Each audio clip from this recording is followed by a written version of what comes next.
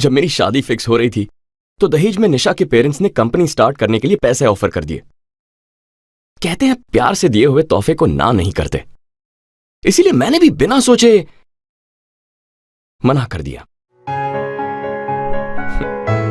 दहेज के लिए खुद को बेचूंगा नहीं। I am not for sale. जो आपने वीडियो क्लिप देखा, इस तरह के कितने सारे वीडियो क्लिप्स आपको इंटरनेट या टीवी चैनल्स पर देखने को मिलेंगे, जो गवर्नमेंट एजेंसीज और बहुत सारे एनजीओज के द्वारा बनाए जाते हैं। इसका मेन उद्देश्य होता है कि समाज के लोगों को जागरूक करना कि डाउरी कितना बड़ा अभिशाप है, ये किस तरह से किसी लड़की और उसके घर वाले को जीवन को इफेक्ट करता है, कभी कभी तो किसी की मौत का कारण भी बन जाता है। हाँ तो दोस्तों, आज इस वीडियो में हम लोग डाउरी और उससे रिलेटेड समस्याओं के बारे में चर्चा करेंगे। नमस्कार दोस्तों, मैं हूँ राकेश सिंह और आप देख रहे हो think study YouTube channel. Famous writer Anand Neelakantan का एक कोट है, there could be no people on earth who are bigger hypocrites than Indians when it comes to how we treat women. Bharat में हम महिलाओं को देवी का दर्जा देते हैं और दूसरी तरफ इन्हीं देवी महिलाओं के साथ गलत व्यवहार भी किया जाता है। हमारे देश में न जाने इतने कैसे स्क्रिप्चर्स हैं, पोएट्री हैं, होली बुक्स हैं जो औरतों के गुणगान में लिखे गए हैं और उन्हें एक पवित्र क्रीचर के रूप में दिखाया गया है। लेकिन आज पैसे की लोभ में इन महिलाओं के साथ गलत व्यवहार किया जाता है। महिलाओं से जुड़ी हुई सबसे ज़्यादा क्राइम्स डाउरी को लेकर ही होते हैं। डाउरी एक ऐसा वायरस है जो पूरे सोसाइटी को जकड़ चुका है और अब इससे निजात पाना इतना आसान नहीं है। कानून तो बने हैं लेकिन उन कानून पर अमल करने वाला कोई नहीं है। आज भारत दुनिया के उन जगहों की लिस्ट में शुमार है जो महिलाओं के लिए नर्क समझा जाता है।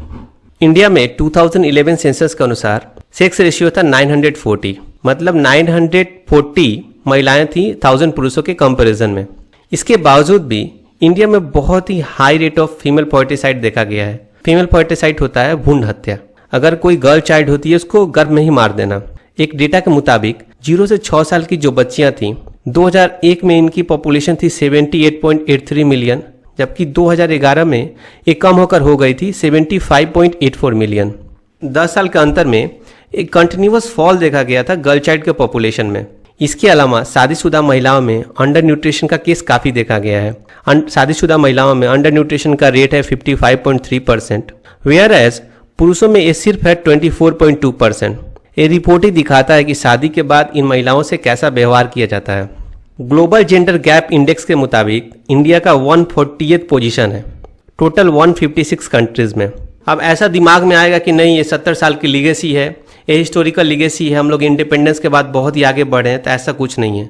सिर्फ एक साल में इंडिया 28 प्लेस स्लिप किया है, पीछे चला गया है। और साउथ एशिया में हमारी तुलना पाकिस्तान और तालिबान इन्फेस्टेड अफगानिस्तान जैसे कंट्रीज के साथ की जाती है। भारत एक ऐसा देश है जहां गर्ल चाइल्ड को उसकी माँ के उम्र में ही डिस्क्रिमिनेट करना शुरू कर दिया जाता है। इन 1950s टोटल 105 पुरुषों की तुलना में 100 महिलाएं मौजूद थी।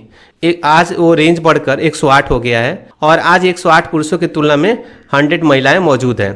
तो आप गैप देख सकते हो कि ये 5 से बढ़कर 8 हो गया है।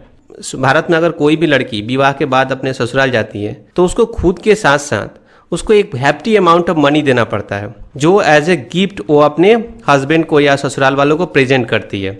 अगर हम लोग दूसरे शब्दों में समझना चाहें तो ये दुनिया की पहली ऐसी देवी है जो अपने ही मंदिर में इंटर करने के लिए इनको पैसे देने पड़ते हैं। देखो, डाउरी इंडियंस की देन नहीं है, हम लोगों ने इसको बाद में अडॉप्ट किया। ये यूरोपियंस में बहुत ही प्रचलित था।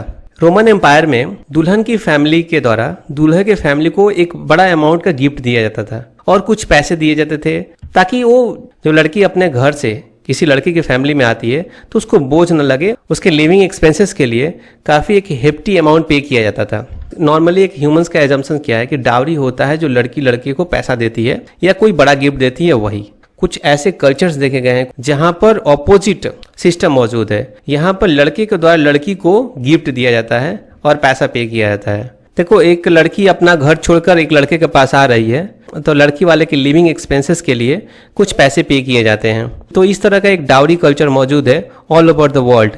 हम लोग यूरोपियंस को कॉपी करते हैं। अंग्रेज तो आज हमें छोड़कर चले गए, लेकिन हम लोगों ने उनके कॉपी करते करते उनका डाउरी सिस्टम को कॉपी कर लिया। वो आज एजुकेटेड हो गए, आज डेवलप्ड हो गए, उन्होंने डाउरी सिस्टम को छोड़ दिया, लेकिन आज हम पूरे शिद्दत के साथ इस एक स्थापित सिस्टम को निभा रहे हैं। देखो, ये डाउरी कितने फैमिलीज को बर्बाद कर चुका है। आज जो भारत में फीमेल फोर्टिसाइड के केस के मामले बढ़ रहे हैं, इसमें डाउरी सिस्टम का बहुत ही बड़ा रोल है। डाउरी कोई भी एक बड़ा इंडियन वेडिंग किसी भी फैमिली को बैंकरप्ट करने के लिए काफ़ी होता है। हमारे हिंदू मिथोलॉजी में एक गॉड है अर्धनारीश्वरा।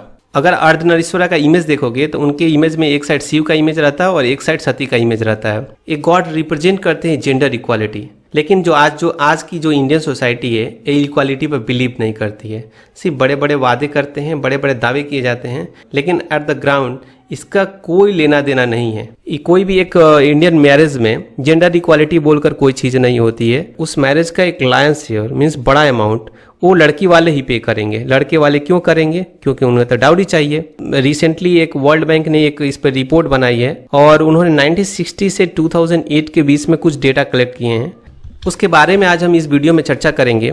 बीबीसी ने एक आर्टिकल भी दिया है, वो आर्टिकल का नाम है Indian dowry payments remarkably stable study says. और ये स्टडी क्या है? ये वर्ल्ड बैंक का स्टडी है, ठीक है। बीबीसी ने जस्ट इसको कवर किया है। वर्ल्ड बैंक ने टोटल 1960 से 2008 के बीच टोटल 40,000 मैरिजेस का सैंपल कलेक्ट किया है। बेसिकली जो सैंपल्स कलेक्ट किए गए हैं ये रूरल एरिया से कनेक्ट किए गए हैं और इस स्टडी में पाया गया है कि जो डाउरी का लेन देन इंडिया में हो रहा था वो काफ़ी कांस्टेंट है। 1950 से लेकर और 2008 के बीच में 40,000 मैरिजेस के सर्वे से पता चला है कि 95% ऐसे शादियां हुई हैं जिनमें डाउरी लिया गया है, जबकि ये 1961 से इलीगल है। इस डेटा के मुताबिक अगर लड़के वाले 5,000 रुपये खर्च करते हैं तो लड़की वाले खर्च करते हैं 32,000 रुपये। तो यहाँ पर टोटल गैप होता है 27,000 रुपये का, जो एक्चुअल में डाउरी ट्रीट किया जाएगा। सबसे चौंकाने वाली ये बात है कि इंडियंस अपने सेविंग्स का 14% एनुअली सिर्फ डाउरी के लिए खर्च करते हैं। सो एक डेवलपिंग कंट्रीज के लिए बहुत ही चिंताजनक बात है। देखो लीडिंग स्टेट्स कौन कौन से हैं जो डाउरी में इन्वॉल्व हैं। हम लोग यहाँ पर सिर्फ डाउरी डेथ्स के बारे में चर्चा करेंगे। पर डे इंडिया में डाउरी के कारण डायरेक्टली और इनडायरेक्टली 22 औरतें मर जाती हैं। इसमें आपको टोटल 3 साल का अगर डेटा देखेंगे तो 24,771 केसेस देखे गए हैं। इसमें लीडिंग स्टेट्स कौन कौन से हैं? उत्तर प्रदेश, बिहार और मध्य प्रदेश। उत्तर प्रदेश में आपको 7,048, बिहार में 3,830 और मध्य प्रदेश में 2,252 मामले रजिस्टर हुए थे। ये तो रजिस्टर्ड मामले हैं, इसके साथ कुछ और भी केसेस है जो रजिस्टर्ड नहीं है ऑन द पेपर। एनसीआरबी के मुताबिक उत्तर प्रदेश और बिहार देश के 30% डाउरी डेथ्स के मामलों को कंट्रीब्यूट करता है।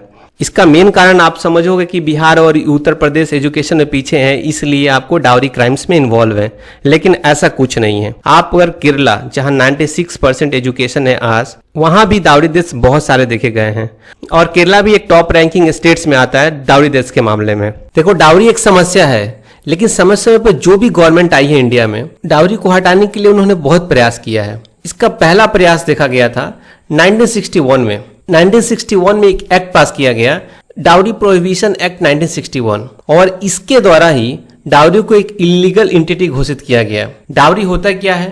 डाउरी अगर शादी से पहले कोई प्री कंडीशन कोई भी आप गिफ्ट या पैसा देते हैं लड़के वालों को या लड़की वालों को, वाइस वर्सा केस आता है यहाँ पर, तो वो डाउरी कहलाएगा।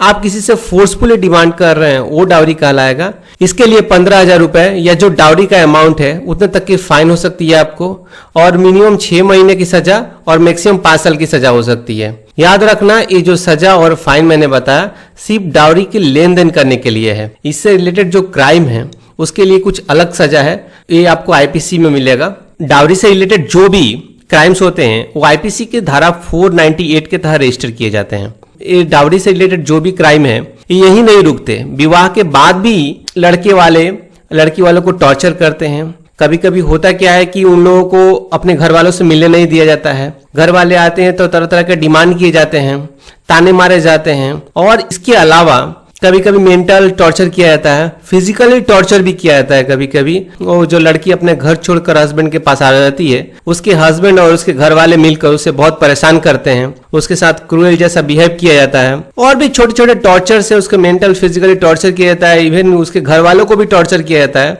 ताकि वहां से कुछ वैल्यूएबल अमाउंट और गिफ्ट मिल सके। इतना टॉर्चर होने के बाद कभी कभी क्या होता है कि लड़की सुसाइड कर लेती है। अब यहाँ पर जो केस होगा वो तो बहुत कॉम्प्लिकेटेड हो जाएगा। मेरे हिसाब से एक बहुत इंपॉर्टेंट पावर ये दिया गया है मैरिड वुमेन को इंडिया में, इसके यूज करके वो हस्बैंड को मतलब बहुत परेशान भी कर सकती है। लड़का गलत भी नहीं होता, लड़की है उसको पीछा छुड़ाना चाहती है तो भी 498 का यूज कर लेती है वो, और उस पर गलत इल्जाम लगाती है। ऐसे बहुत सारे केसेस देखे गए इंडिया में। डाउरी और स्त्री धन, मैं इसके बारे में पूरा एक्सप्लेन करूंगा कि डाउरी क्या होता है और स्त्री धन क्या होता है। देखो सिंपल समझने का रखो, डाउरी होता है एक डिमांड और स्त्री धन क्या हो जाएगा, एक गिफ्ट। अगर हर लड़की चाहे तो अपने हस्बैंड से स्त्री धन होता है उसको डिमांड भी कर सकती है। इसके जो भी प्रावधान है वो आईपीसी 406 में मिलेंगे। यहाँ पर जो लड़की अपने मायके से, अपने पिताजी के घर से जो भी गिफ्ट लाती है, ज्वेलरी लाती है, पैसे लाती है, जो भी उसके वैल्यूएबल आर्टिकल्स होते हैं, वो अपने हस्बैंड को डिमांड कर सकती है कि नहीं मैंने लाई थी और मैं इसको आपके घर में नहीं रखूंगी, मुझे दीजिए। तो ये हुआ स्त्री धन। और डायरी तो इलीगल है। डाउरी होता है जो लड़के वाले फोर्सफुली या प्री कंडीशन शादी के पहले डिमांड करते हैं, उसको डाउरी कहते हैं। सो यहाँ पर डाउरी और स्त्री धन के बीच में डिफ्रेंशिएट करना बहुत मुश्किल है। देखो जैसा कि मैंने बताया कि 498 एक बहुत ही कंट्रोवर्शियल सेक्शन है आईपीसी का। इसको कभी कभी लड़कियां गलत भी यूज कर लेती हैं और गलत यूज करने में वो इतनी हद तक गिर जाती हैं कि अपने ही हस्बैंड को परेशान करने लगती हैं।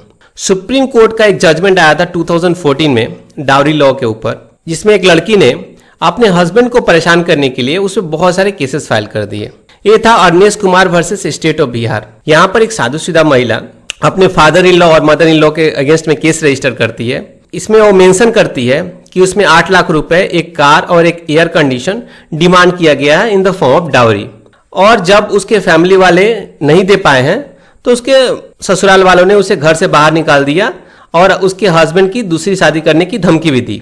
बाद में जब सुप्रीम कोर्ट में केस जाता है और इंक्वायरी होती है तो मालूम चलता है कि इस लड़की ने बहुत सारे फेक केसेस रजिस्टर किए हुए हैं अपने हस्बैंड के ऊपर। सो ओवरऑल इसमें लड़की को रिहा कर दिया जाता है। आज जो भी हो लॉस बनते हैं उसके एक लूप होल्स भी होते हैं। 498 भी जरूरी है और इसके लूप होल्स को रिकवर करना भी जरूरी है। लेकिन आज एक डाउरी एक अभिशाप है इंडिया के लिए और इस अभिशाप से कब निजात पाता है हमारा देश, ये बहुत इंपॉर्टेंट है। आज की जो तत्कालीन सरकार है इसको एक बहुत बड़ा कदम उठाना चाहिए, इसकी जागरूकता अभियान चलाना चाहिए। मैं समझता हूं कि इसका सबसे बड़ा सॉल्यूशन है एजुकेशन। जैसे लड़कियां पढ़ेंगी वो लड़कों के बराबरी में आएंगी तो डाउरी का प्रचलन कमेगा और धीरे धीरे एक कुरीति हमारे समाज से चली जाएगी। इसके साथ ही वीडियो समाप्त होता है। मैं आशा करता हूं कि वीडियो आप लोगों को बहुत ही अच्छा लगा होगा। अगर वीडियो अच्छा लगा होगा तो आप चैनल को सब्सक्राइब कर लेना, लाइक करना और शेयर जरूर करना।